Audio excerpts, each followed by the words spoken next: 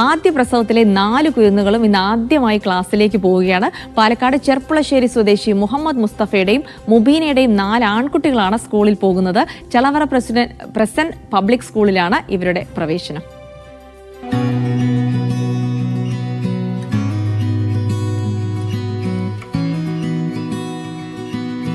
അയാനാദം, അസാനാദം, ഐസിനാദം, അസ്വിനാദം. കന്നിപ്രസവത്തിൽ മുബീനയ്ക്കും മുസ്തഫയ്ക്കും ലഭിച്ച 4 കുരുന്നുകൾ. അപൂർവങ്ങളിൽ അപൂർവമായ കഥയാണിത്.